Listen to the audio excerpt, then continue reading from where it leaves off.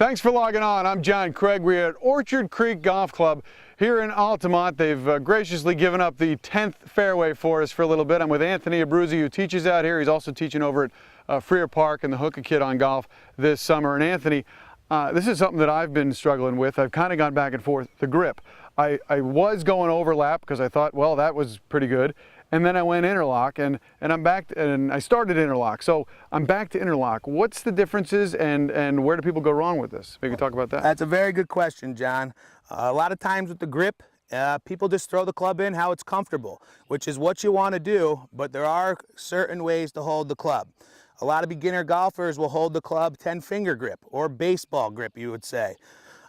This is okay for when you're just starting out, but this can get you in some trouble, okay? When we're working with grips, we want our hands to work together. We don't want the right hand being stronger than the left hand. We don't want the left hand being stronger than the right. So we want to make sure we're not gripping too tight or too light.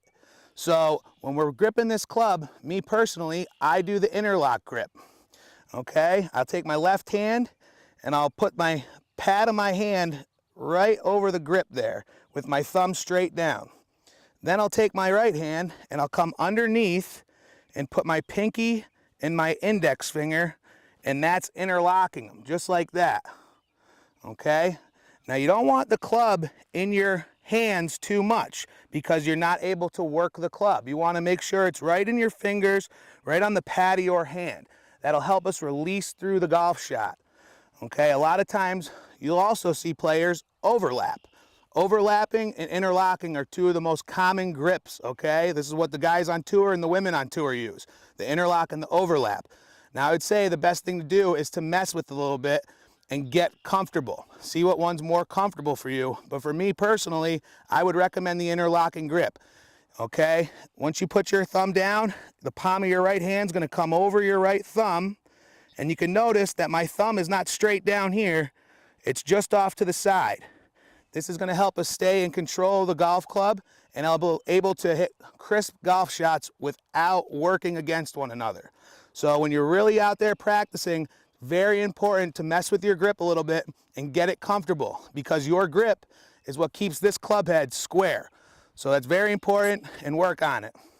Anthony, why don't you, can you hit one or two of them for us and show us you got to keep everything in sync and stable, right? That's right. Because I've seen it where, even me, one hand wants to go one way, one wants to go the other. That's right. Show us. So we get our interlock grip, okay? Not too tight and not too light. Wow, that one's right on there, Anthony. So interlock is what you're recommending? Interlock's what I'm comfortable with, yes, but there are other correct ways. It's just what's comfortable for you and what works for you. All right. Thanks very much. No problem. We hope one of those will work for you. Check them out, try them out. Thanks for logging on.